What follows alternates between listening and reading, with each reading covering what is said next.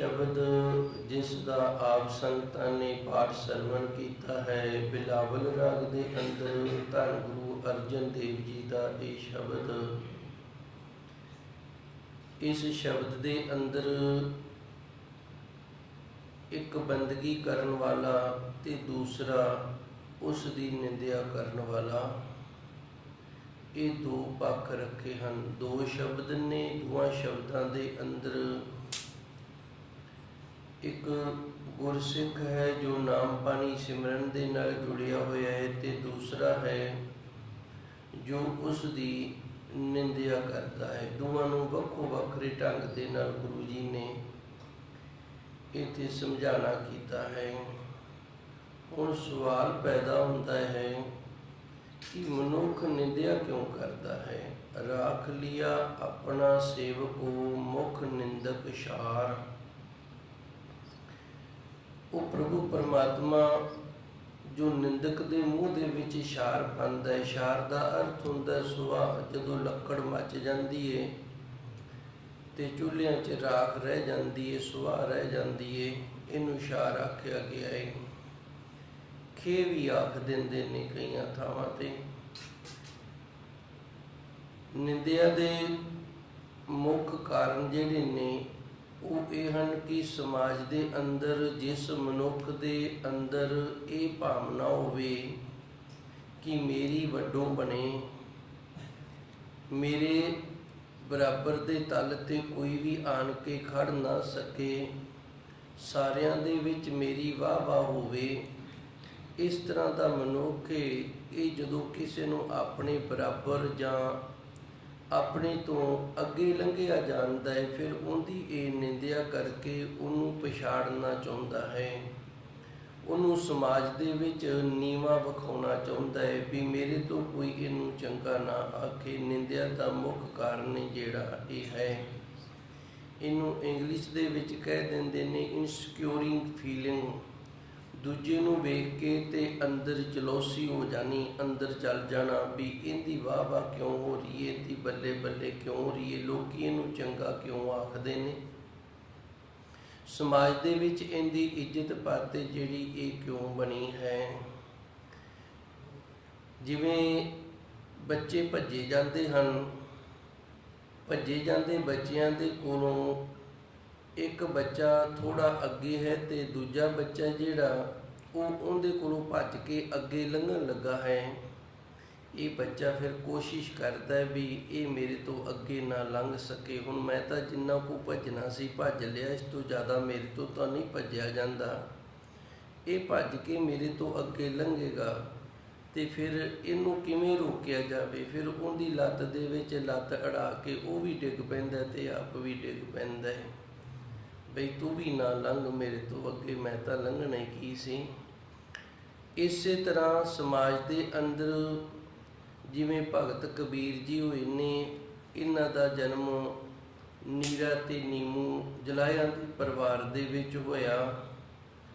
जिहड़े ब्राह्मण सन उन्हां दी समाज दे विच बड़ी वाह वाह सी, बड़ी बल्ले बल्ले सी। पर जदों भगत कबीर जी उस प्रभु परमात्मा की बंदगी सिमरन करके उस दियां खुशियां नूं प्राप्त कीता ते फिर ये ब्राह्मणों तो जरिया ना गया।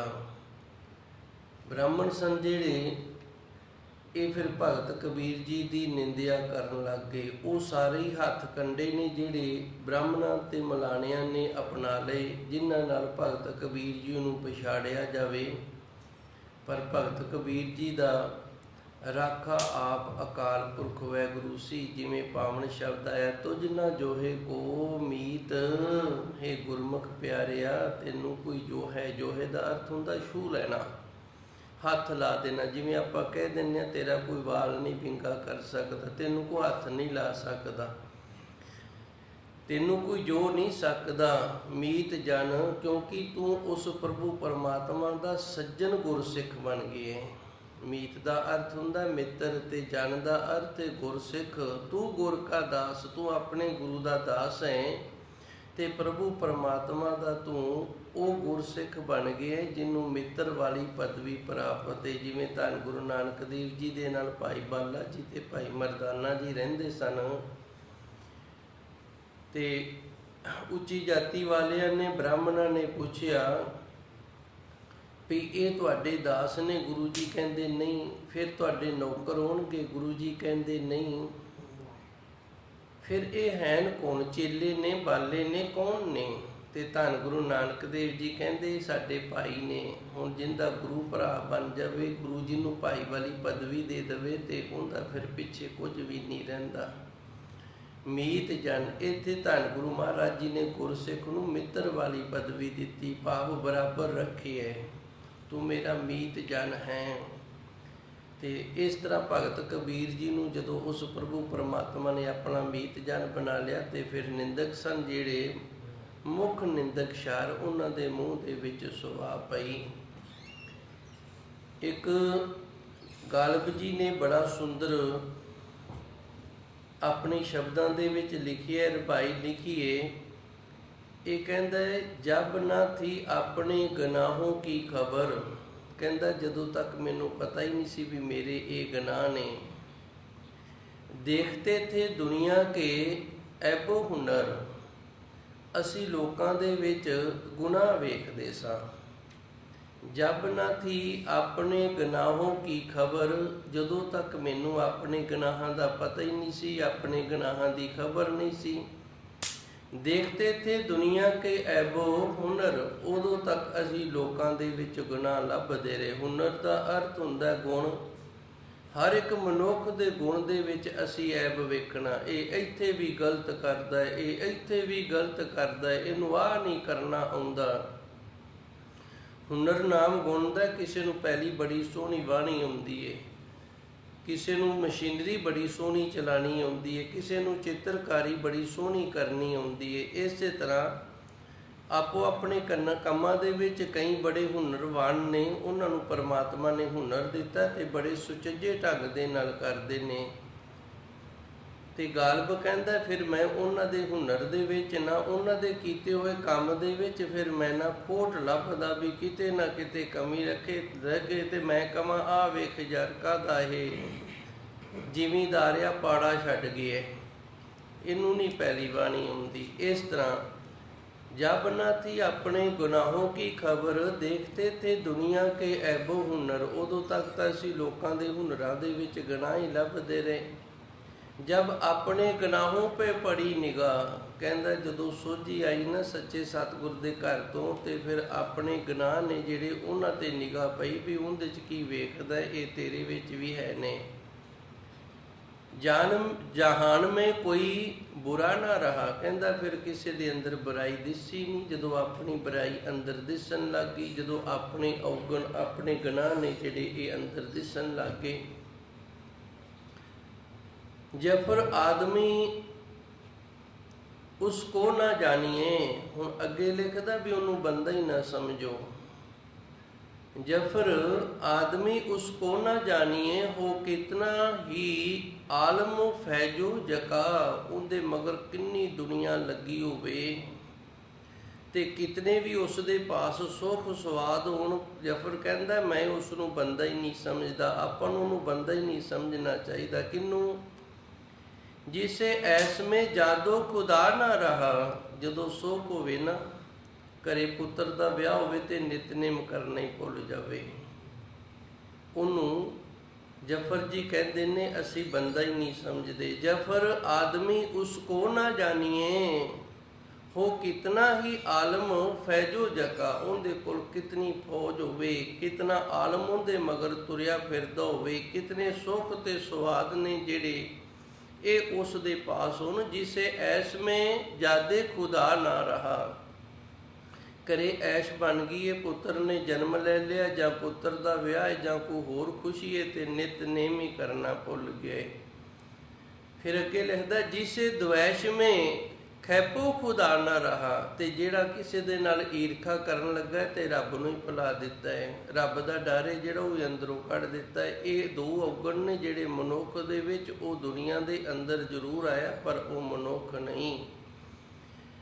ਉਹਨੂੰ ਅਸੀਂ ਮਨੁੱਖ ਕਰਕੇ ਨਹੀਂ ਜਾਣਦੇ। ਸੋ ਅੱਜ ਦੇ ਪਾਵਨ ਸ਼ਬਦ ਦੇ ਅੰਦਰ ਧੰਨ ਗੁਰੂ ਅਰਜਨ ਦੇਵ ਜੀ ਸੱਚੇ ਸਤਿਗੁਰ ਨੇ ਕਿਰਪਾ ਕਰਕੇ ਸਾਨੂੰ ਇਹੀ ਦੱਸਿਆ, ਅਰਦਾਸ ਸੁਣੀ ਦਾਤਾਰ ਪ੍ਰਭ। हे ਪ੍ਰਭੂ ਪਰਮਾਤਮਾ ਸੱਚੇ ਸਤਿਗੁਰ ਜੀ, ਤੂੰ ਸਾਰੀਆਂ ਦਾਤਾਂ ਦੇਣ ਵਾਲਾ ਹੈ ਤੇ ਤੇਰੀ ਅਪਾਰ ਰਹਿਮਤ ਕਿਰਪਾ ਹੋਈ ਹੈ, ਤੂੰ ਸਾਡੀ ਅਰਦਾਸ ਸੁਣੀਏ। ਪ੍ਰਭ ਹੋਏ ਕਿਰਪਾਲ, ਤੇ ਅਰਦਾਸ ਸੁਣ ਕੇ हे ਪ੍ਰਭੂ ਪਰਮਾਤਮਾ ਤੁਸੀਂ ਸਾਡੇ ਤੇ ਕਿਰਪਾ ਕੀਤੀ ਹੈ। ਇਹ ਪ੍ਰਭ ਅਰਥ ਵਾਸਤੇ ਦੋਵੇਂ ਪਾਸੇ ਲਾਇਆ ਗਿਆ।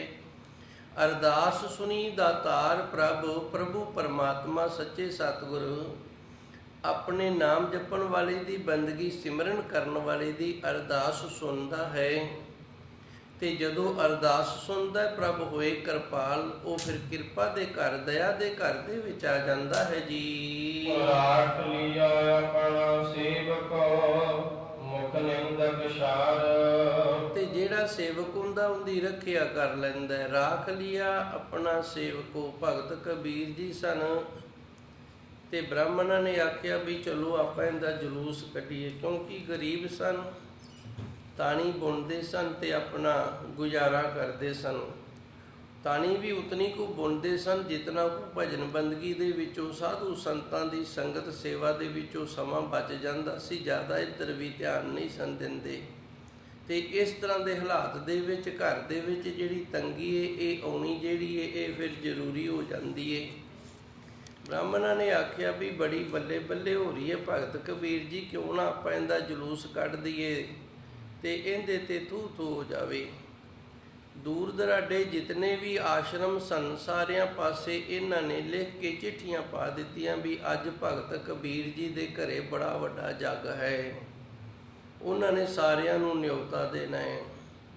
ਇਸੇ ਤਰ੍ਹਾਂ ਹੀ ਹੋਇਆ। ਜਿਹੜਾ ਸਮਾਂ ਸੀ ਉਹ ਸਮਾਂ ਆ ਗਿਆ। ਸਮੇਂ ਦੇ ਅਨੁਸਾਰ ਜਿਹੜੇ ਦੂਰ ਦਰਾਡੇ ਦੇ ਸਨ ਉਹਨਾਂ ਨੇ ਆਉਣਾ ਸ਼ੁਰੂ ਕਰ ਦਿੱਤਾ। ਹੁਣ ਭਗਤ ਕਬੀਰ ਜੀ ਨੂੰ ਕਿਸੇ ਗੱਲ ਦੀ ਖਬਰਸਾਰ ਵੀ ਨਹੀਂ, ਪਤਾ ਵੀ ਨਹੀਂ ਵੀ ਕੀ ਹੋ ਰਿਹਾ ਹੈ। ਤੇ ਭਗਤ ਕਬੀਰ ਜੀ ਨੇ ਆਖਿਆ ਵੀ ਹੁਣ ਤਾਂ ਫਿਰ ਇੱਕੋ ਹੀ ਕੰਮ ਹੋ ਸਕਦਾ ਹੈ, ਆਪਾਂ ਇਸ ਤਰ੍ਹਾਂ ਕਰੀਏ, ਘਰ ਛੱਡ ਕੇ ਬਾਹਰ ਚਲੇ ਜਾਂਦੇ ਹਾਂ ਤੇ ਆਪੇ ਮੁੜ ਜਾਣਗੇ। ਵੇਖ ਕੇ ਜਦੋਂ ਮੈਂ ਘਰ ਹੀ ਨਾ ਹੋਇਆ ਤੇ ਫਿਰ ਆਪੇ ਹੀ ਚਲੇ ਜਾਣਗੇ। ਬਾਹਰ ਜਾ ਕੇ ਕਿਸੇ ਝਾੜੀ ਦੇ ਵਿੱਚ ਬੈਠ ਕੇ ਲੁਕ ਗਏ ਨੇ ਤੇ ਪ੍ਰਭੂ ਪਰਮਾਤਮਾ ਦੇ ਨਾਲ ਜੁੜ ਗਏ ਨੇ। ਪਰਮਾਤਮਾ ਫਿਰ ਆਪ ਆਇਆ ਇੱਕ ਰਾਜੇ ਦੇ ਰੂਪ ਦੇ ਵਿੱਚ। ਉਦੋਂ ਭਾਈ ਗੱਡੇ ਹੋਇਆ ਕਰਦੇ ਸਨ। ਸਮੱਗਰੀ ਹੈ ਜਿਹੜੀ ਉਹ ਗੱਡਿਆਂ ਤੇ ਲੱਦੀ ਹੋਈ ਹੈ ਤੇ ਜੱਗ ਜਿਹੜਾ ਇਹ ਸੰਪੰਨ ਹੋ ਗਿਆ ਹੈ। ਜਾਣ ਲੱਗਿਆਂ ਨੂੰ ਵਸਤਰ ਤੇ ਨਾਲ ਕੁਝ ਮਾਇਆ ਵੀ ਭੇਟ ਕੀਤੀ ਹੈ ਤੇ ਨਾਲ ਇੱਕ ਇੱਕ ਜਿਹੜੀ ਸੋਨੇ ਦੀ ਮੋਹਰ ਹੈ ਉਹ ਵੀ ਦੇ ਦਿੱਤੀ ਹੈ।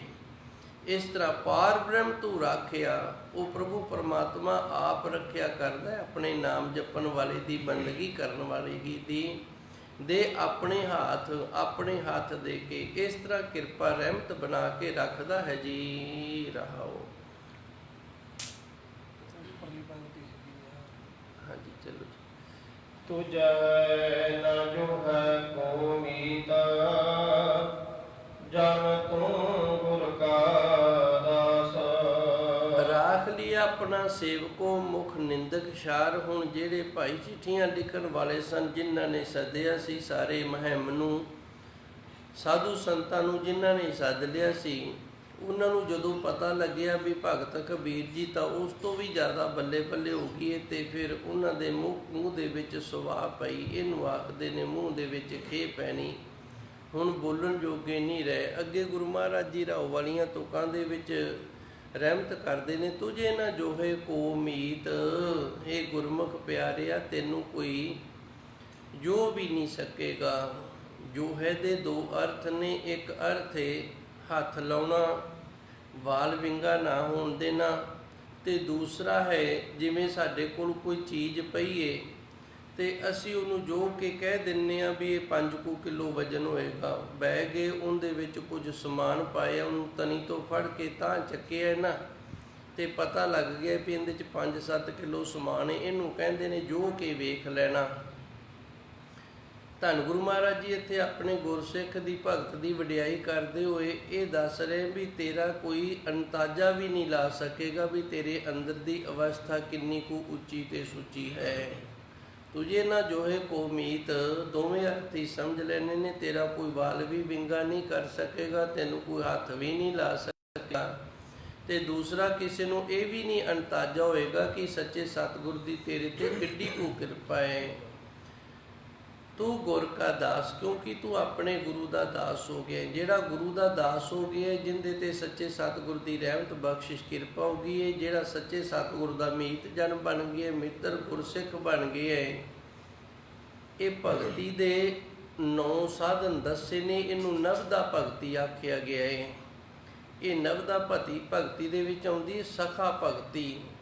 ਸਖਾ ਭਗਤੀ ਨੂੰ ਧੰਨ ਗੁਰਬਾਣੀ ਦੇ ਅੰਦਰ ਮੀਤ ਜਨ ਆਖਿਆ। ਸਖਾ ਦਾ ਅਰਥ ਵੀ ਮਿੱਤਰ ਹੁੰਦਾ ਹੈ।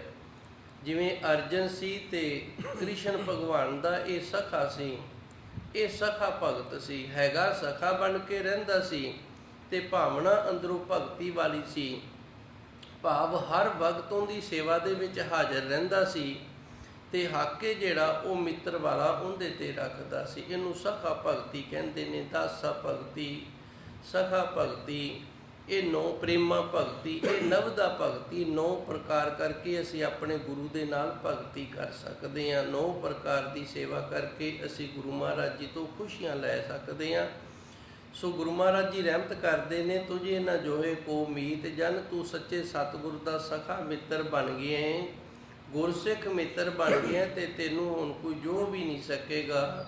ਤੂੰ ਗੁਰ ਕਾ ਦਾਸ, ਤੂੰ ਸੱਚੇ ਸਤਿਗੁਰ ਧੰਨ ਗੁਰੂ ਗ੍ਰੰਥ ਸਾਹਿਬ ਜੀ ਦਾ ਦਾਸ ਹੈ ਜੀ। ਪਾਰ ਬ੍ਰਹਮ ਕੋ ਰਾਖਿਆ ਦੇ ਆਪਣੇ ਹਾਥ, ਤੇਰੀ ਰੱਖਿਆ ਕਰਨ ਵਾਲਾ ਪਾਰਾਵਾਰ ਤੋਂ ਰਹਿਤ ਬ੍ਰਹਮ ਸਰੂਪ ਹੈ, ਜਿਸ ਦਾ ਅੰਤ ਹੀ ਕੋਈ ਨਹੀਂ। ਉਹ ਤੇਰੀ ਰੱਖਿਆ ਕਰਨ ਵਾਲਾ। ਦੇ ਆਪਣੇ ਹੱਥ ਤੇ ਰੱਖਿਆ ਕਿਵੇਂ ਕਰਦਾ? ਆਪਣੇ ਹੱਥ ਦੇ ਕੇ ਆਪਣੀ ਰਹਿਮਤ ਕਿਰਪਾ ਬਖਸ਼ਿਸ਼ ਦੇ ਨਾਲ ਆਪਣੇ ਗੁਰਸਿੱਖਾਂ ਦੀ ਰੱਖਿਆ ਕਰਦਾ ਹੈ ਜੀ। ਰਹਾਉ ਜੀਵਨ ਕਾ ਦਾਤਾ ਏਕ ਹੈ, ਪਿਆ ਨਹੀਂ ਹੋਰ। ਧੰਨ ਗੁਰੂ ਮਹਾਰਾਜ ਜੀ ਆਖਰੀ ਪੌੜੀ ਦੀਆਂ 2 ਤੁਕਾਂ ਨੇ। ਇਹਨਾਂ ਦੇ ਵਿੱਚ ਰਹਿਮਤ ਕਰ ਰਹੇ ਨੇ ਕਿ ਇਹ ਦੁਨੀਆ ਜੋ ਬਣੀ ਹੈ ਨਾ, ਇਹਦੇ ਵਿੱਚ ਸਭਨਾ ਜੀਆ ਕਾ ਇੱਕ ਦਾਤਾ, ਭਾਵੇਂ ਕੋਈ ਨਿੰਦਕ ਹੈ ਤੇ ਭਾਵੇਂ ਕੋਈ ਬੰਦਗੀ ਕਰਨ ਵਾਲਾ ਹੈ, ਮਾਲਕ ਸਾਰਿਆਂ ਦਾ ਇੱਕੋ ਹੀ ਹੈ। ਵਿਸ਼ਰਾਮ ਲਾ ਕੇ ਗੁਰੂ ਜੀ ਨੇ ਕਿਰਪਾ ਕੀਤੀ ਹੈ। ਜੀਵਨ ਕਾ ਦਾਤਾ, ਅਸੀਂ ਸਾਰੇ ਜੀ ਹਾਂ।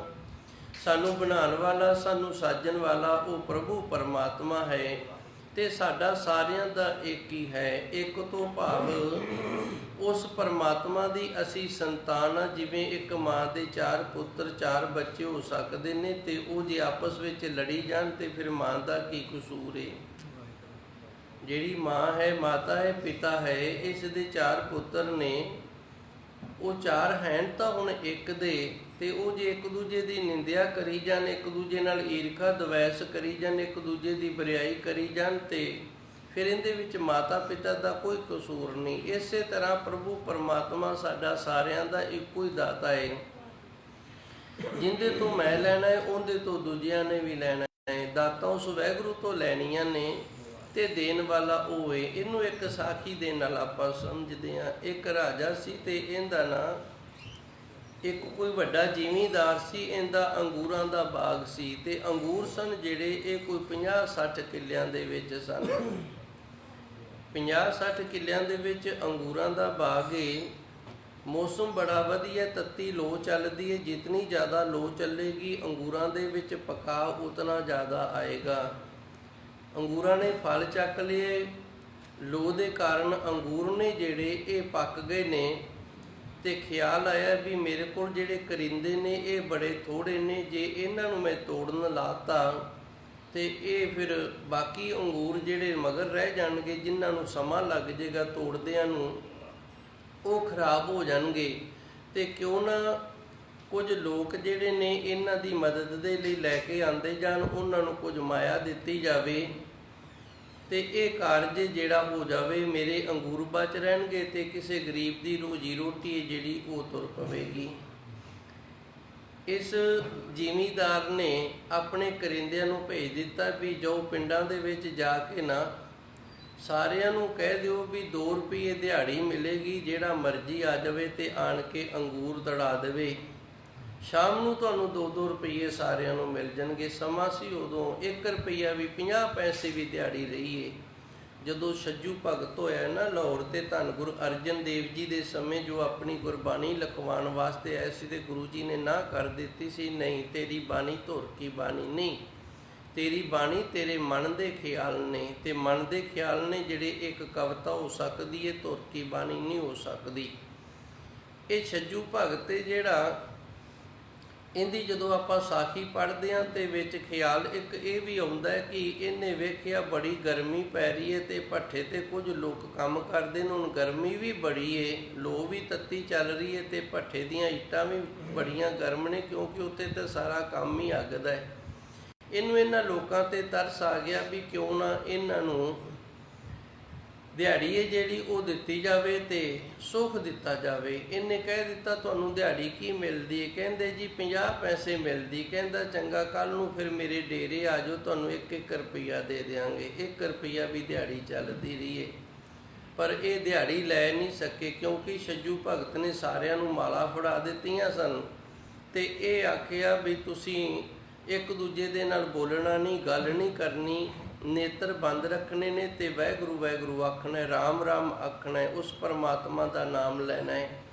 ਤੇ ਇਹਨਾਂ ਨੇ ਜਦੋਂ ਘੰਟਾ ਕੋ ਇਸ ਤਰ੍ਹਾਂ ਕੀਤਾ ਤੇ ਫਿਰ ਜਿਹੜੀਆਂ ਅੰਦਰ ਗੱਲਾਂ ਸਨ ਉਹਨਾਂ ਦੀ ਅੰਦਰੋਂ ਗੰਢ ਵੱਜ ਗਈ ਤੇ ਲੱਗੇ ਮਰਨ। ਕਹਿੰਦੇ ਜੀ ਅਸੀਂ ਤਾਂ ਨਹੀਂ ਬੋਲੇ ਬਿਨਾਂ ਰਹਿ ਸਕਦੇ। ਕਿਉਂ ਨਹੀਂ ਰਹਿ ਸਕਦੇ? ਆ ਜਿਹੜੀਆਂ ਇਤਨੀਆਂ ਸਾਰੀਆਂ ਗੱਲਾਂ ਸਾਡੇ ਅੰਦਰ ਇਕੱਠੀਆਂ ਹੋਈਆਂ ਨੇ, ਇਹ ਸਾਨੂੰ ਚੁੱਪ ਥੋੜ੍ਹੀ ਰਹਿਣ ਦਿੰਦੀਆਂ ਨੇ। ਇਹ ਤਾਂ ਜਿਵੇਂ ਸੱਪ ਦੇ ਅੰਦਰ ਜ਼ਹਿਰ ਵੱਜ ਜਾਂਦੀ ਨਾ ਲੋੜ ਤੋਂ ਬਾਅਦ, ਤੇ ਸੱਪ ਫਿਰ ਅੰਨਾ ਹੋ ਜਾਂਦਾ ਹੈ। ਉਹਨੂੰ ਇਹ ਹੁੰਦਾ ਵੀ ਮੈਨੂੰ ਕੁਝ ਮਿਲੇ ਤੇ ਮੈਂ ਡੰਗ ਮਾਰਾਂ। ਇਹ ਤਾਂ ਸਾਡੇ ਅੰਦਰ ਇੱਕ ਜ਼ਹਿਰ ਦੀ ਤਰ੍ਹਾਂ ਅੰਦਰ ਉਬਲਾ ਚੁਬਲੀ ਮੱਚ ਗਈ ਹੈ। ਜਿਵੇਂ ਕਿਸੇ ਦੇ ਅੰਦਰ ਤੇਜ਼ਾਬ ਜ਼ਿਆਦਾ ਬਣ ਜੇ ਨਾ, ਤੇ ਉਹਨੂੰ ਇਹ ਹੁੰਦਾ ਵੀ ਛੇਤੀ ਦੇ ਨਾਲ ਕੋਈ ਗੋਲੀ ਮਿਲੇ ਜਿਹਦੇ ਨਾਲ ਤੇਜ਼ਾਬ ਠੰਡਾ ਹੋਵੇ ਤੇ ਜਾਂ ਮੈਨੂੰ ਫਿਰ ਉਲਟੀ ਆਵੇ ਤੇ ਮੈਂ ਇਹਨੂੰ ਬਾਹਰ ਕੱਢਾਂ। ਇਹ ਤਾਂ ਇਸ ਤਰ੍ਹਾਂ ਹੋ ਰਹੀ ਹੈ। ਤੇ ਛੱਜੂ ਭਗਤ ਨੇ ਕਿਹਾ ਸੀ ਚੰਗਾ ਫਿਰ ਜਾਓ ਖਾਓ ਧੱਕੇ ਫਿਰ। ਸੋ ਦਾਸ ਦਾ ਕਹਿਣ ਤੋਂ ਭਾਵ ਵੀ ਦਿਹਾੜੀ ਜਿਹੜੀ ਇਹ 50 ਪੈਸੇ ਤੇ ਰੁਪਈਆ ਵੀ ਚੱਲਦੀ ਰਹੀ। ਇਹਨੇ 2 ਰੁਪਈਏ ਆਖ ਦਿੱਤੇ ਨੇ। ਕੁਝ ਨੇੜੇ ਦੇ ਪਿੰਡਾਂ ਵਾਲੇ ਸਨ, ਉਹ ਸਵੇਰੇ 9 ਵਜੇ ਆਣ ਕੇ ਲੱਗ ਗਏ ਨੇ। ਕੁਝ ਉਸ ਤੋਂ ਨੇੜੇ ਦੇ ਸਨ, ਉਹ 8 ਵਜੇ ਆਣ ਕੇ ਲੱਗ ਗਏ ਨੇ। ਤੇ ਕੁਝ ਭਾਈ ਦੂਰ ਵਾਲੇ ਸਨ, ਜਿਵੇਂ ਬੱਜੋਆਣਾ, ਕਲਿਆਣ, ਇਹ ਦੂਰ ਪਿੰਡ ਪੈਂਦੇ ਨੇ। ਹੋਰ ਬੜੀ ਦੂਰ ਪਿੰਡ ਨੇ, ਕਾ ਗੁਰੂ ਕੇ ਕੋਠੇ ਨੇ। ਦੂਰ ਵਾਲੇ ਜਿਹੜੇ ਨੇ ਉਹਨਾਂ ਨੂੰ ਆਉਂਦਿਆਂ ਨੂੰ ਦੁਪਹਿਰਾ ਹੋ ਗਿਆ। ਸ਼ਾਮ ਤੱਕ ਸਾਰਿਆਂ ਨੇ ਅੰਗੂਰ ਤੋੜੇ ਨੇ। ਸ਼ਾਮ ਨੂੰ ਜਦੋਂ ਪੈਸੇ ਦੇਣ ਦਾ ਸਮਾਂ ਆਇਆ ਤੇ ਇਹਨੇ ਸਾਰਿਆਂ ਨੂੰ 2-2 ਰੁਪਈਏ ਨੇ ਜਿਹੜੇ ਉਹ ਦੇਣੇ ਸ਼ੁਰੂ ਕਰ ਦਿੱਤੇ ਨੇ। ਸਾਰਿਆਂ ਨੂੰ ਜਦੋਂ 2-2 ਰੁਪਈਏ ਦੇਣੇ ਸ਼ੁਰੂ ਕਰ ਦਿੱਤੇ ਨੇ ਤੇ ਹੁਣ ਈਰਖਾ ਜਿਹੜੀ ਏ ਇਹ ਅੰਦਰ ਆ ਗਈ ਏ ਵੀ ਅਸੀਂ ਤਾਂ ਸਵੇਰ ਦੇ ਅੰਗੂਰ ਤੋੜੀ ਜਾਂਦੇ ਹਾਂ, ਸਾਨੂੰ ਵੀ 2 ਰੁਪਈਏ, ਤੇ ਆ ਫਲਾਣੇ ਪਿੰਡ ਵਾਲੇ ਤਾਂ 12 ਵਜੇ ਆਏ ਨੇ, ਇਹਨਾਂ ਨੂੰ ਵੀ 2 ਰੁਪਈਏ। ਇਹ ਕੀ ਗੱਲ ਬਣੀ? ਇਹ ਤਾਂ ਠੀਕ ਨਹੀਂ ਹੈਗਾ। ਬਾਦਸ਼ਾਹ ਦੇ ਪਾਸ ਘੁਸਰੂ ਕਰਦਿਆਂ ਹੌਲੀ ਹੌਲੀ ਕਰਿੰਦਿਆਂ ਨੇ ਇਸ ਜ਼ਿਮੀਂਦਾਰ ਦੇ ਪਾਸ ਗੱਲ ਪਹੁੰਚਾ ਦਿੱਤੀ। ਜੀ ਆ ਇਸ ਤਰ੍ਹਾਂ ਇਹ ਤਾਂ ਸਾਰੇ ਜਿਹੜੇ ਨੇ ਇਕੱਠੇ ਹੋ ਰਹੇ ਨੇ ਤੇ ਇਹ ਆਖਦੇ ਨੇ ਵੀ ਜਿਹੜੇ ਦੁਪਹਿਰੇ ਲੱਗੇ ਨੇ ਉਹਨਾਂ ਨੂੰ ਵੀ 2 ਰੁਪਈਏ ਤੇ ਜਿਹੜੇ ਸਵੇਰ ਦੇ ਲੱਗੇ ਨੇ ਉਹਨਾਂ ਨੂੰ ਵੀ 2 ਰੁਪਈਏ। ਇਹ ਬੇਇਨਸਾਫੀ ਹੈ। ਇਸ ਜ਼ਿਮੀਂਦਾਰ ਨੇ ਫਿਰ ਸਾਰੇ ਜਿਹੜੇ ਸਨ ਇਕੱਠੇ ਕਰ ਲਏ। ਇਕੱਠੇ ਕਰਕੇ ਤੇ ਇਹਨਾਂ ਨੂੰ ਇਹ ਆਖਦਾ ਵੀ ਅਸੀਂ ਜਿਹੜੀ ਅਲਾਉਸਮੈਂਟ ਕਰਾਈ ਸੀ ਜਾਂ ਜਿਹੜਾ ਸਾਡੇ ਕਰਿੰਦਿਆਂ ਨੇ ਤੁਹਾਡੇ ਨਾਲ ਵਾਅਦਾ ਕੀਤਾ ਸੀ ਉਹ ਕੀ ਸੀ? ਕਹਿੰਦੇ ਜੀ 2 ਰੁਪਈਆਂ ਦਾ। ਤੇ ਇਹਨਾਂ ਨੂੰ ਆਖਿਆ ਫਿਰ ਨੇੜੇ ਵਾਲਿਆਂ ਨੂੰ ਵੀ ਤੁਹਾਨੂੰ 2 ਰੁਪਈਏ ਜਿਹੜੇ ਨੇ ਉਹ ਮਿਲ ਗਏ ਨੇ ਨਾ, ਤੁਹਾਡੇ ਪੈਸੇ ਤਾਂ ਨਹੀਂ ਕੱਟੇ? ਕਹਿੰਦੇ ਜੀ ਨਹੀਂ ਕੱਟੇ। ਫਿਰ ਜਦੋਂ ਤੁਹਾਨੂੰ ਤੁਹਾਡੀ ਕਮਾਈ ਤੁਹਾਡਾ ਹੱਕ ਮਿਲ ਗਿਆ ਤੇ ਫਿਰ ਤੁਹਾਨੂੰ ਇਸ ਗੱਲ ਦਾ ਕੀ ਦੁੱਖ ਜੇ ਮੈਂ ਦੂਜਿਆਂ ਨੂੰ ਵੀ 2 ਰੁਪਈਏ ਦੇ ਰਿਹਾ? ਪਰ ਇਹਨੂੰ ਐਸੀ ਵੀ ਮੈਂ ਹੁਣ ਇਹਨਾਂ ਦੀ ਤਸੱਲੀ ਕਰਕੇ ਤੋਰਾਂ। ਕਹਿੰਦਾ ਇਹ ਜਦੋਂ ਸਵੇਰੇ ਉੱਠੇ ਨੇ ਉਦੋਂ ਤੋਂ ਮੇਰੇ ਨਾਲ ਜੁੜ ਗਏ ਸਨ ਵੀ ਅੱਜ ਫਲਾਣੇ ਜ਼ਿਮੀਂਦਾਰ ਤੇ ਜਾਣਾ, ਤੇ ਇਹਨਾਂ ਨੇ ਛੇਤੀ ਛੇਤੀ ਕੰਮ ਨਿਬੇੜਿਆ ਤੇ ਫਿਰ ਭੱਜ ਕੇ ਦੌੜ ਕੇ ਸਫ਼ਰ ਤੈਅ ਕੀਤਾ ਤੇ ਆਏ ਨੇ। ਇਸ ਕਰਕੇ ਇਹਨਾਂ ਦੀਆਂ ਚੱਲੀਆਂ ਹੋਈਆਂ ਜਿਹੜੀਆਂ ਕਦਮਾਂ ਨੇ ਨਾ ਘਰ ਤੋਂ, ਉਹ ਵੀ ਮੇਰੇ ਨਾਲ ਜੁੜ ਕੇ ਚੱਲੀਆਂ ਨੇ। ਤਾਂ ਤੇ ਆਪਾਂ ਗੁਰੂ ਮਹਾਰਾਜ ਜੀ ਦੇ ਅੱਗੇ ਅਰਦਾਸ ਕਰਦੇ ਹਾਂ ਨਾ, ਚੱਲਿਆ ਹੋਇਆ ਕਦਮ ਕਦਮ ਲੇਖੇ ਵਿੱਚ ਲਾਉਣਾ। ਭਾਵੇਂ ਅਸੀਂ ਦੂਰੋਂ ਆਉਂਦੇ ਹਾਂ, ਭਾਵੇਂ ਨੇੜਿਓਂ ਆਉਂਦੇ ਹਾਂ, ਭਾਵੇਂ ਅਸੀਂ ਛੇਤੀ ਆਈਏ ਤੇ ਭਾਵੇਂ ਆਈਏ ਦੇਰ ਦੇ ਨਾਲ, ਜਦੋਂ ਅਸੀਂ ਉੱਠ ਕੇ ਗੁਰੂ ਦੇ ਨਾਲ ਜੁੜ ਗਏ ਹਾਂ ਤੇ ਛੇਤੀ ਛੇਤੀ ਕਰਨ ਲੱਗ ਗਏ ਵੀ ਆਪਾਂ ਗੁਰੂ ਘਰ ਜਾਣਾ ਹੈ। ਗੁਰੂ ਮਹਾਰਾਜ ਜੀ ਸੱਚੇ ਸਤਿਗੁਰ ਉਦੋਂ ਤੋਂ ਸਾਡੀ ਹਾਜ਼ਰੀ ਗਿਣ ਲੱਗ ਜਾਂਦੇ ਨੇ, ਤੇ ਦਾਤ ਜਿਹੜੀ ਉਸ ਮਹਾਤਮ ਦੀ ਉਹ ਉਦੋਂ ਤੋਂ ਸਾਡੀ ਝੋਲੀ ਦੇ ਵਿੱਚ ਪਾ ਦਿੰਦੇ ਨੇ। ਇਸ ਦੇ ਉਲਟ ਜਿਹੜਾ ਨੇੜੇ ਵਾਲਾ ਹੈ ਉਹ ਜੇ ਅੰਮ੍ਰਿਤ ਵੇਲੇ 4 ਵਜੇ ਆਣ ਕੇ ਬੈਠ ਗਿਆ ਉਹਨੂੰ ਵੀ 2 ਰੁਪਏ ਮਿਲਣਗੇ, ਤੇ ਜਿਹੜਾ ਭਾਈ ਅਰਦਾਸ ਦੇ ਸਮੇਂ ਤੇ ਆਇਆ ਨਾ ਦੂਰ ਵਾਲਾ ਹੈ, ਨਹੀਂ ਛੇਤੀ ਪਹੁੰਚ ਸਕਿਆ, ਘਰ ਦੇ ਕਾਰੋਬਾਰ ਇਸ ਤਰ੍ਹਾਂ ਦੇ ਨੇ, ਜੁੜਿਆ ਗੁਰੂ ਦੇ ਨਾਲੇ ਰੁਪਈਏ ਉਹਨੂੰ ਵੀ 2 ਮਿਲਣਗੇ। ਕਿਉਂਕਿ ਉਹ ਦਾਤਾ ਜਿਹੜਾ ਉਹ ਬੇਇਨਸਾਫੀ ਨਹੀਂ ਕਰਦਾ, ਉਹ ਜੁੜਿਆ ਹੋਇਆਂ ਨੂੰ ਦਿੰਦਾ ਹੈ, ਆਉਣ ਵਾਲਿਆਂ ਨੂੰ ਨਹੀਂ ਦਿੰਦਾ, ਉਹ ਜੁੜਿਆ ਹੋਇਆਂ ਨੂੰ ਦਿੰਦਾ ਹੈ। ਜਿਹੜੇ ਉਸ ਦੇ ਨਾਲ ਜੁੜ ਗਏ ਉਹਨੂੰ ਦਾਤਾ ਦਿੰਦਾ ਹੈ। ਸੋ ਧੰਨ ਗੁਰੂ ਮਹਾਰਾਜ ਜੀ ਰਹਿਮਤ ਕਰਦੇ ਨੇ, ਜੀਵਨ ਕਾ ਦਾਤਾ, ਉਹ ਅਸੀਂ ਜੀਆਂ ਤੇ ਸਾਡਾ ਦਾਤਾ ਏਕ ਹੈ, ਇੱਕ ਹੀ ਹੈ। ਜਦੋਂ ਸਾਡੇ ਸਾਰੇ ਜੀਆਂ ਦਾ ਦਾਤਾ ਇੱਕ ਹੈ, ਬੀਆ ਨਹੀਂ, ਕੋਈ ਹੋਰ ਦੂਜਾ ਨਹੀਂ ਹੈਗਾ, ਤੇ ਫਿਰ ਉਹ ਸਾਡੇ ਨਾਲ ਬੇਇਨਸਾਫੀ ਨਹੀਂ ਕਰਦਾ ਹੈ ਜੀ। ਨਾਨਕ ਕੀ ਬੇਨੰਤੀਆ ਮੈਂ ਤੇਰਾ ਜੋਰ। ਧੰਨ ਗੁਰੂ ਨਾਨਕ ਦੇਵ ਜੀ ਬੇਨਤੀ ਪੂਰਵ ਆਖਦੇ ਨੇ, ਹੇ ਅਕਾਲ ਪੁਰਖ ਵਾਹਿਗੁਰੂ, ਸਾਡੇ ਕੋਲ ਜਿਹੜਾ ਜ਼ੋਰ ਇੰਨਾ ਇਹ ਤੇਰਾ ਹੈ, ਮੈਂ ਤੇਰਾ ਜ਼ੋਰ, ਬੋਲਣ ਦਾ ਜ਼ੋਰ, ਉਸ ਪ੍ਰਭੂ ਪਰਮਾਤਮਾ ਦੀ ਬੰਦਗੀ ਸਿਮਰਨ ਕਰਨ ਦਾ ਜ਼ੋਰ। ਸਭ ਗੁਣ ਤੇਰੇ ਮੈਂ ਨਾਹੀ ਕੋਏ, ਬਿਨ ਗੁਣ ਕੀਤੇ ਭਗਤ ਨਾ ਹੋਏ। ਜਦੋਂ ਤੱਕ ਉਹ ਸਾਨੂੰ ਇਹ ਗੁਣ ਹੀ ਨਹੀਂ ਦਿੰਦਾ, ਇਹ ਹੁਨਰ ਹੀ ਨਹੀਂ ਦਿੰਦਾ, ਤੇ ਅਸੀਂ ਭਗਤੀ ਕਿਵੇਂ ਕਰ ਲਵਾਂਗੇ। ਗੁਣ ਸਾਰੇ ਉਸ ਦੇ ਨੇ, ਹੁਨਰ ਸਾਰੇ ਉਸ ਦੇ ਨੇ। ਉਸ ਦੇ ਹੁਨਰ, ਉਸ ਦੇ ਗੁਣ ਨੇ ਜਿਹੜੇ, ਉਹਨਾਂ ਦੇ ਵਿੱਚ ਉਸ ਪ੍ਰਭੂ ਪਰਮਾਤਮਾ ਦਾ ਜ਼ੋਰ ਹੈ। ਭਾਵੇਂ ਕਿਸੇ ਕੋਲੇ ਬੋਲਣ ਦਾ ਹੁਨਰ ਹੈ, ਭਾਵੇਂ ਕਿਸੇ ਕੋਲੇ ਗਾਇਨ ਕਰਨ ਦਾ ਹੁਨਰ ਹੈ, ਭਾਵੇਂ ਕਿਸੇ ਕੋਲੇ ਲਿਖਤ ਕਰਨ ਦਾ, ਸੇਵਾ ਕਰਨ ਦਾ, ਇਹ ਜ਼ੋਰ ਉਸ ਪਰਮਾਤਮਾ ਦਾ ਹੈ। ਉਸ ਵਾਹਿਗੁਰੂ ਨੇ ਸਾਡੇ ਅੰਦਰ ਜ਼ੋਰ ਪਾਇਆ ਹੈ। ਸੋ ਧੰਨ ਗੁਰੂ ਅਰਜਨ ਦੇਵ ਜੀ ਦਾ ਇਹ ਪਾਵਨ ਸ਼ਬਦ 2 ਪੌੜੀਆਂ ਵਾਲਾ ਸੰਪੰਨ ਨੇ। ਅੱਗੇ ਅਗਲਾ ਸ਼ਬਦ ਪ੍ਰਾਰੰਭ ਹੁੰਦਾ ਹੈ ਜੀ। ਮਿਲਾਵਲ ਮਹੱਲਾ ਪੰਜਵਾ। ਮੀਤ ਹਮਾਰੇ ਸਾਜਣਾ ਰਾਖੀ ਗੋਵਿੰਦਾ। ਇਸ ਪਾਵਨ ਸ਼ਬਦ ਦੇ ਅੰਦਰ ਵੀ ਗੁਰੂ ਮਹਾਰਾਜ ਜੀ ਨੇ ਕਿਰਪਾ ਕੀਤੀ ਹੈ। ਨਾਮ ਜਪਣ ਵਾਲੇ ਦੀ ਰੱਖਿਆ ਤੇ ਨਿੰਦਿਆ ਕਰਨ ਵਾਲਾ ਜਿਹੜਾ ਨਾ, ਉਹਨੂੰ ਵਰਜਿਆ ਵੀ ਗੁਰਮੁਖ ਪਿਆਰਿਆ ਤੂੰ ਨਿੰਦਿਆ ਨਾ ਕਰਿਆ ਕਰ। ਨਿੰਦਿਆ ਇੱਕ ਬੜੀ ਬੁਰੀ ਚੀਜ਼ ਹੈ, ਤੇ ਮਨੁੱਖ ਨਿੰਦਿਆ ਉਦੋਂ ਕਰਦਾ ਜਦੋਂ ਉਹਦੇ ਅੰਦਰ ਇਨਸਿਕਿਉਰਿੰਗ ਫੀਲ ਆ ਜਾਵੇ, ਉਹਦੇ ਅੰਦਰ ਦੀ ਭਾਵਨਾ ਖਿਆਲ ਇਹ ਹੋਣ ਵੀ ਦੁਨੀਆ ਦੇ ਵਿੱਚ ਕੇਵਲ ਮੇਰੀ ਹੀ ਬੱਲੇ ਬੱਲੇ ਹੋਵੇ, ਹੋਰ ਕਿਸੇ ਦੀ ਨਾ ਹੋਵੇ, ਬਸ ਮੈਂ ਹੀ ਮੈਂ ਹੋਵਾਂ, ਹੋਰ ਨਾ ਕੋਈ ਹੋਵੇ।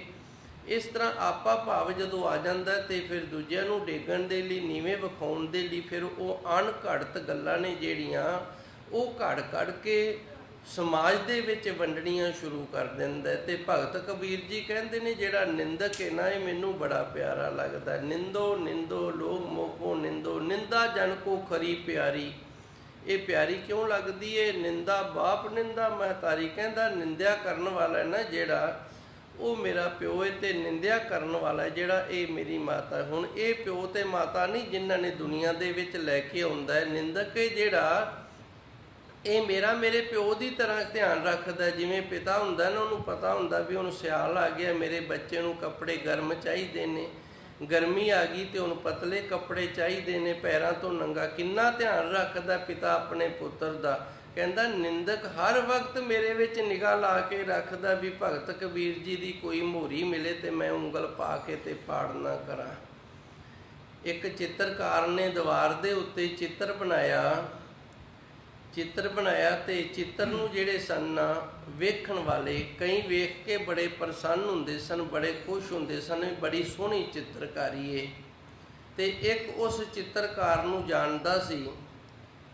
ਉਹ ਜਿਹੜਾ ਜਾਣਦਾ ਸੀ ਨਾ, ਉਹਨੂੰ ਇਸ ਤਰ੍ਹਾਂ ਸੀ ਵੀ ਇਹਦੀ ਵਾਹ ਹੋ ਰਹੀ ਹੈ ਤੇ ਇੱਥੇ ਕਿਤੇ ਨਾ ਕਿਤੇ ਕੋਈ ਕਮੀ ਲੱਭੇ ਨਾ, ਤੇ ਮੈਂ ਇਸ ਚਿੱਤਰਕਾਰੀ ਦੇ ਵਿੱਚ ਉਹ ਲੋਕਾਂ ਨੂੰ ਆਖਾਂ, ਯਾਰ ਐਵੇਂ ਤੁਸੀਂ ਵਾਹ ਕਰੀ ਜਾਂਦੇ ਹੋ, ਚੰਗਾ ਚੰਗਾ ਆਖੀ ਜਾਂਦੇ ਹੋ, ਆ ਵੇਖੇ ਨੇ ਆ ਇੱਥੇ ਕੀ ਕੀਤਾ, ਇੱਥੇ ਰੰਗ ਥੋੜ੍ਹੀ ਭਰਨ ਵਾਲਾ ਸੀ, ਇੱਥੇ ਜੇ ਆਹ ਰੰਗ ਭਰਿਆ ਹੁੰਦਾ ਤੇ ਬੜਾ ਵਧੀਆ ਲੱਗਣਾ ਸੀ। ਤਕਰੀਬਨ ਹੀ 80% ਲੋਕਾਂ ਦਾ ਇਹੀ ਸੁਭਾਅ ਹੈ ਕਿ ਦੂਜੇ ਦੇ ਕੀਤੇ ਹੋਏ ਨੂੰ ਨਾ ਆਪਣੀ ਅਕਲ ਦੇ ਨਾਲ ਉਹਨਾਂ ਨੇ ਨਿੰਦਣਾ ਹੀ ਨਿੰਦਣਾ, ਮਾੜਾ ਆਖਣਾ ਹੀ ਆਖਣਾ ਹੈ। ਭਾਵੇਂ ਉਹ ਕਿੰਨਾ ਵੀ ਚੰਗਾ ਹੋਵੇ, ਕਿਤਨਾ ਯਤਨਸ਼ੀਲ, ਕਿਤਨੀ ਉਹਦੀ ਮਿਹਨਤ ਕੀਤੀ ਹੋਵੇ, ਉਹ ਨਹੀਂ ਵੇਖਣੀ। ਵੇਖਣਾ ਇਹ ਹੈ ਵੀ ਇਹਨੂੰ ਨੀਵਾਂ ਕਿਵੇਂ ਵਿਖਾਈਏ, ਸਾਡੇ ਤੋਂ ਅੱਗੇ ਨਾ ਲੰਘ ਜਾਵੇ, ਇਹਦੀ ਲੱਤ ਦੇ ਵਿੱਚ ਲੱਤ ਅੜਾ ਦਿਓ, ਡੇਗੋ ਇਹਨੂੰ ਵੀ, ਤੇ ਡਿੱਗ ਤਾਂ ਆਪਾਂ ਵੀ ਪੈਣਾ ਹੈ। ਹੁਣ ਧੰਨ ਗੁਰੂ ਮਹਾਰਾਜ ਜੀ ਸੱਚੇ ਸਤਿਗੁਰ ਇਸ ਪਾਵਨ ਸ਼ਬਦ ਦੇ ਅੰਦਰ ਸਾਨੂੰ ਇਹ ਦੱਸਦੇ ਨੇ, ਤੇ ਭਗਤ ਕਬੀਰ ਜੀ ਨੇ ਆਪਣਾ ਪਿਤਾ ਆਖਿਆ ਨਿੰਦਕ ਨੂੰ ਵੀ ਬੜਾ ਧਿਆਨ ਰੱਖਦਾ, ਬੜਾ ਨਿੰਦਕ ਨੂੰ ਫਿਕਰ ਏ। ਤੇ ਜਦੋਂ ਕੋਈ ਨਿੰਦਕ ਨੂੰ ਫਿਕਰ ਹੋਵੇ ਤੇ ਫਿਰ ਚੌਕਸ ਵੀ ਹੋ ਜੀਦਾ ਹੈ ਵੀ ਇਹਨੇ ਸਾਡੀ ਨਿੰਦਿਆ ਕਰਨੀ ਤੇ ਸਾਡਾ ਸੁਧਾਰ ਵੀ ਹੁੰਦਾ। ਨਿੰਦਾ ਮਹਤਾਰੀ, ਹੁਣ ਨਿੰਦਕ ਹੈ ਜਿਹੜਾ ਉਹ ਸਾਡੀ ਮਾਂ ਦੀ ਤਰ੍ਹਾਂ ਕਿਵੇਂ ਹੈ। ਭਗਤ ਕਬੀਰ ਜੀ ਕਹਿੰਦੇ ਜਦੋਂ ਅਸੀਂ ਨਿੱਕੇ ਜਿਹੇ ਹੁੰਦੇ ਸੀ ਨਾ, ਤੇ ਆਪਣੇ ਕੱਪੜਿਆਂ ਦੇ ਵਿੱਚ ਹੀ ਸਾਰਾ ਕੁਝ ਕਰ ਦਿੰਦੇ ਸੀ। ਮਲ ਮੂਤਰ ਸੀ ਜਿਹੜਾ ਉਹ ਪੋਤੜਿਆਂ 'ਚ ਹੀ ਕਰ ਦਿੰਦੇ ਸੀ। ਤੇ ਮਾਂ ਜਿਹੜੀ ਸੀ ਸਾਡੀ, ਜਿਹਨੇ ਜਨਮ ਦਿੱਤਾ ਸੀ, ਉਹ ਤਾਂ ਵਿਚਾਰੀ ਹੱਥ ਦੇ ਨਾਲ ਸਾਫ਼ ਕਰਦੀ ਸੀ। ਪਰ ਇਹ ਨਿੰਦਕ ਹੈ ਜਿਹੜਾ, ਇਹ ਏਡੀ ਚੰਗੀ ਸਾਡੀ ਮਾਂ ਹੈ, ਇਹ ਜ਼ਬਾਨ ਦੇ ਨਾਲ ਸਾਫ਼ ਕਰ ਰਿਹਾ, ਕਿਉਂਕਿ ਨਿੰਦਿਆ ਜ਼ਬਾਨ ਨਾਲ ਹੁੰਦੀ ਹੈ ਨਾ। ਕਹਿੰਦਾ ਸਾਡੀ ਗੰਦਗੀ ਨੂੰ ਆਪਣੀ ਜ਼ਬਾਨ ਦੇ ਨਾਲ ਸਾਫ਼ ਕਰ ਰਿਹਾ ਹੈ।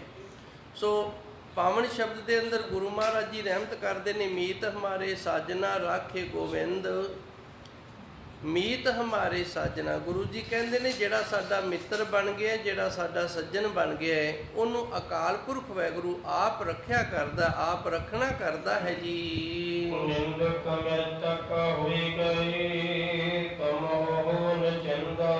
ਨਿਚਿੰਦ ਦਾ ਅਰਥ ਹੈ ਫਿਕਰ ਨਾ ਕਰ। ਇਹ ਗੁਰਮੁਖ ਪਿਆਰਿਆ ਤੂੰ ਫਿਕਰ ਨਾ ਕਰ, ਜਿਹੜੇ ਤੇਰੀ ਨਿੰਦਿਆ ਕਰਦੇ ਨੇ ਨਾ ਉਹ ਮਿਰਤਕ ਹੋਏ ਗਏ। ਮਿਰਤਕ ਤੋਂ ਅਰਥ ਇੱਥੇ ਇਹ ਨਹੀਂ ਸਮਝਣਾ ਵੀ ਮਰ ਗਏ ਨੇ, ਨਹੀਂ, ਸਮਾਜ ਦੇ ਅੰਦਰੋਂ ਮਰ ਗਏ ਨੇ। ਕਿਉਂਕਿ ਮੌਤ ਜਿਹੜੀ 5 ਪ੍ਰਕਾਰ ਦੀ ਹੈ, ਅਧਿਆਤਮਿਕ ਮੌਤ ਹੈ, ਸਮਾਜਿਕ ਮੌਤ ਹੈ, ਰਾਜਨੀਤਿਕ ਮੌਤ ਹੈ, ਇੱਜ਼ਤ ਪੱਤ ਦਾ ਵਰਾਨ ਹੋ ਜਾਣਾ, ਇਹ ਵੀ ਇੱਕ ਮੌਤ ਹੈ। ਦੁਨੀਆ ਦੇ ਵਿੱਚ ਇਸ ਤਰ੍ਹਾਂ ਦਾ ਕਲੰਕ ਲੱਗ ਜਾਣਾ, ਮੂੰਹ ਨਾ ਵਿਖਾਣ ਜੋਗੇ ਰਹਿਣਾ, ਇਹ ਵੀ ਇੱਕ ਮੌਤ ਹੈ। ਨਿੰਦਕ ਮਿਰਤਕ ਹੋਏਗੇ, ਇਹ ਹੁਣ ਨਿੰਦਿਆ ਕਰਨ ਵਾਲਾ ਜਿਹੜਾ, ਇਹਦੀ ਅਧਿਆਤਮਿਕ ਮੌਤ ਹੋ ਗਈ ਹੈ, ਇਹ ਅਧਿਆਤਮਿਕ ਮੌਤ ਮਰ ਗਿਆ। ਤੁਮ ਹੋ ਨਿਚਿੰਦ, ਇਸ ਕਰਕੇ ਤੁਸੀਂ ਹੁਣ ਬੇਫਿਕਰੇ ਹੋ ਕੇ ਜਿਉਣਾ ਕਰੋ ਜੀ। ਰਹਾਉ ਸਗਲ ਮਨੋਰਥ ਪ੍ਰਭ ਕੀਏ, ਭੇਟੇ ਗੁਰਦੇਵ। ਅੱਗੇ ਧੰਨ ਗੁਰੂ ਮਹਾਰਾਜ ਜੀ ਵਿਸ਼ਰਾਮ ਲਾ ਕੇ ਕਿਰਪਾ ਕਰਦੇ ਨੇ। ਉਸ ਪ੍ਰਭੂ ਪਰਮਾਤਮਾ ਸੱਚੇ ਸਤਿਗੁਰ ਨੇ ਸਾਰੇ ਮਨੋਰਥ ਨੇ ਨਾ ਜਿਹੜੇ, ਉਹ ਆਪਣੇ ਗੁਰਸਿੱਖ ਦੇ ਪੂਰੇ ਕਰ ਦਿੱਤੇ ਨੇ। ਸਗਲ ਮਨੋਰਥ ਪ੍ਰਭ ਕੀਏ, ਪ੍ਰਭੂ ਪਰਮਾਤਮਾ ਆਪਣੇ ਗੁਰਸਿੱਖ ਦੇ ਸਾਰੇ ਮਨੋਰਥ ਪੂਰੇ ਕਰਦਾ ਹੈ। ਭੇਟੇ ਗੁਰਦੇਵ, ਜਿਨ੍ਹਾਂ ਨੇ ਦੇਵ ਆਦਿ ਦੇਵ ਪ੍ਰਭੂ ਪਰਮਾਤਮਾ ਗੁਰੂ ਰੂਪ ਸੱਚੇ ਸਤਿਗੁਰ ਧੰਨ ਗੁਰੂ ਗ੍ਰੰਥ ਸਾਹਿਬ ਜੀ ਦੀ ਪ੍ਰਾਪਤੀ ਕਰ ਲਈ ਹੈ ਜੀ। ਜੈ ਜੈਕਾਰ ਜਗਤ ਮੈਂ ਸਫਲ ਜਾਗੀ ਸੇਵਾ। ਸਫਲ ਜਾਗੀ ਸੇਵ ਦਾ ਅਰਥ ਹੈ ਜਿੰਦੀ ਸੇਵਾ ਕੀਤੀ ਤੋਂ ਸਫਲਤਾ ਦੀ ਪ੍ਰਾਪਤੀ ਹੋ ਜਾਵੇ, ਕਿਤੇ ਵੀ ਅਸੀਂ ਫੇਲ ਨਾ ਹੋਈਏ। ਇਹ ਸੇਵਾ ਜਿਹੜੀ ਧੰਨ ਗੁਰੂ ਮਹਾਰਾਜ ਜੀ ਸੱਚੇ ਸਤਿਗੁਰ ਦੀ ਹੈ, ਤੇ ਇਹਨਾਂ ਦੀ ਸੇਵਾ ਕੀਤੀ ਹੈ ਜਿਹੜੀ, ਇਹਦੇ ਨਾਲ ਜੀਵਨ ਜਿਹੜਾ ਇਹ ਸਫਲ ਹੋ ਜਾਂਦਾ ਹੈ, ਕਦੇ ਵੀ ਮਨੁੱਖ ਫੇਲ ਨਹੀਂ ਹੁੰਦਾ। ਜੈ ਜੈਕਾਰ ਜਗਤ ਧਰਮੈ, ਤੇ ਸਾਰੇ ਜਗਤ ਦੇ ਵਿੱਚ ਨਾਮ ਜਪਣ ਵਾਲੇ, ਬੰਦਗੀ ਸਿਮਰਨ ਸੇਵਾ ਕਰਨ ਵਾਲੇ ਦੀ ਜੈ ਜੈਕਾਰ ਹੁੰਦੀ ਹੈ ਜੀ। ਉੱਚਾ ਪਾਰ ਗਣਤ ਹਰ ਸਭ ਜੀ ਜਿਸ ਹਾਥ। ਅੱਗੇ ਧੰਨ ਗੁਰੂ ਮਹਾਰਾਜ ਜੀ ਰਹਿਮਤ ਕਰਦੇ ਨੇ, ਊਚ ਉੱਚਿਆਂ ਤੋਂ ਉੱਚਾ ਹੈ, ਅਪਾਰ ਪਾਰਾਵਾਰ ਤੋਂ ਰਹਿਤ ਹੈ, ਅਗਣਤ। ਉਸ ਦੇ ਗੁਣਾਂ ਨੂੰ ਗਿਣ ਕੇ ਨਹੀਂ ਦੱਸਿਆ ਜਾ ਸਕਦਾ। ਮਨੁੱਖ ਦੇ ਅੰਦਰ ਗੁਣ ਨੇ, ਕਿਸੇ ਅੰਦਰ 4 ਨੇ, ਕਿਸੇ ਅੰਦਰ 5 ਨੇ, ਕਿਸੇ ਅੰਦਰ 1 ਹੈ, ਕਿਸੇ ਅੰਦਰ 2 ਨੇ। ਮਨੁੱਖ ਜਿਹੜਾ ਇਹ ਗਿਣਤੀ ਦੇ ਗੁਣ ਰੱਖਦਾ ਹੈ, ਪਰ ਪ੍ਰਭੂ ਪਰਮਾਤਮਾ ਜਿਹੜਾ ਇਹ ਗੁਣਾਂ ਦਾ ਖਜ਼ਾਨਾ ਹੈ, ਗੁਣਾਂ ਦਾ ਭੰਡਾਰ ਹੈ, ਇਹਦੇ ਗੁਣ ਗਿਣ ਕੇ ਨਹੀਂ ਦੱਸੇ ਜਾ ਸਕਦੇ। ਹਰ ਸਭ ਜੀ ਜਿਸ ਹੱਥ, ਜਿਸ ਪ੍ਰਭੂ ਪਰਮਾਤਮਾ ਨੇ ਸਾਰੇ ਜੀਵਾਂ ਨੂੰ ਆਪਣੇ ਹੱਥ ਦੇ ਵਿੱਚ ਰੱਖਿਆ, ਜੇ ਉਹਨੇ ਹੱਥ ਦੇ ਵਿੱਚ ਨਾ ਰੱਖਿਆ ਹੁੰਦਾ ਤੇ ਫਿਰ ਅਸੀਂ ਆਪ ਹੀ ਜਿਉਂਦੇ, ਕਿਸੇ ਹੋਰ ਦੂਜੇ ਨੂੰ ਅਸੀਂ ਜਿਉਣ ਹੀ ਨਹੀਂ ਸੀ ਦੇਣਾ। ਤੇ ਹੱਥ ਦੇ ਵਿੱਚ ਕਿਵੇਂ ਰੱਖਿਆ? ਧੰਨ ਗੁਰਬਾਣੀ ਦੇ ਅੰਦਰ ਗੁਰੂ ਮਹਾਰਾਜ ਜੀ ਸੱਚੇ ਸਤਿਗੁਰ ਸਾਨੂੰ ਗਿਆਨ ਦਿੰਦੇ ਨੇ, ਜਿਸ ਮਨੁੱਖ ਨੂੰ ਜਿੰਨੀ ਲੋੜ ਹੁੰਦੀ ਹੈ ਨਾ, ਉਸ ਨੂੰ ਦਾਤ ਓਨੀ ਦਿੰਦਾ, ਉਸ ਤੋਂ ਜ਼ਿਆਦਾ ਦਾਤ ਨਹੀਂ ਦਿੰਦਾ। ਕਿਉਂ ਨਹੀਂ ਦਿੰਦਾ? ਪਤਾ ਹੈ ਪਰਮਾਤਮਾ ਨੂੰ ਵੀ ਜੇ ਇਸ ਨੂੰ ਇਸ ਤੋਂ ਜ਼ਿਆਦਾ ਦਾਤ ਮਿਲ ਗਈ ਨਾ, ਇਹਨੇ ਆਪ ਸਾਬਤ ਨਹੀਂ ਰਹਿਣਾ, ਆਪ ਵੀ ਪਾਟ ਜਾਏਗਾ ਤੇ ਦੂਜਿਆਂ ਨੂੰ ਵੀ ਵਰਾਨ ਕਰੇਗਾ। ਸਮੇਂ ਤੋਂ ਪਹਿਲਾਂ ਤੇ ਲੋੜ ਤੋਂ ਜ਼ਿਆਦਾ ਮਨੁੱਖ ਨੂੰ ਕਦੀ ਕੁਝ ਨਹੀਂ ਮਿਲਿਆ। ਸਮੇਂ ਦੇ ਨਾਲ ਮਿਲਦਾ, ਜਦੋਂ ਸਮਾਂ ਆ ਗਿਆ ਉਦੋਂ ਮਿਲ ਜਾਣਾ ਹੈ। ਤੇ ਜਿਤਨੀ ਜਿਸ ਨੂੰ ਲੋੜ ਹੈ ਉਤਨੀ ਉਹਨੂੰ ਦਾਤ ਦਿੰਦਾ। ਜੇ ਹੁਣ ਸਾਰੀ ਆਖਣ ਵੀ ਅਸੀਂ ਰਾਜੇ ਬਣਨਾ, ਫਿਰ ਸਾਰੀ ਰਾਜੇ ਬਣ ਜਾਣ ਤੇ ਰਾਜ ਕਿਹਦੇ ਤੇ ਕਰੀਏ? ਪਿੰਡ ਦੇ ਵਿੱਚ ਜੇ ਸਾਰੇ ਅਸੀਂ ਸਰਪੰਚ ਬਣ ਜਾਈਏ ਤੇ ਫਿਰ ਸਰਪੰਚੀ ਕਿਹਦੇ ਤੇ ਕਰਾਂਗੇ? ਸੋ ਇਸ ਤਰ੍ਹਾਂ ਦੀਆਂ ਦਾਤਾਂ ਨੇ ਉਹ ਪ੍ਰਭੂ ਪਰਮਾਤਮਾ ਨੇ ਸਾਰਿਆਂ ਨੂੰ ਆਪਣੀ ਵਿਉਂਤ ਦੇ ਨਾਲ ਘੜ ਕੇ ਰੱਖਿਆ ਹੋਇਆ ਹੈ। ਜੇ ਸਾਰੇ ਹੀ ਜ਼ਿਮੀਂਦਾਰ ਹੋ ਜਾਣ ਤੇ ਫਿਰ ਉਹਨਾਂ ਦੇ ਖੇਤ ਵਿੱਚ ਕੰਮ ਕਰਨ ਵਾਲਾ ਕਿੱਥੋਂ ਲੱਭਾਂਗੇ ਆਪਾਂ?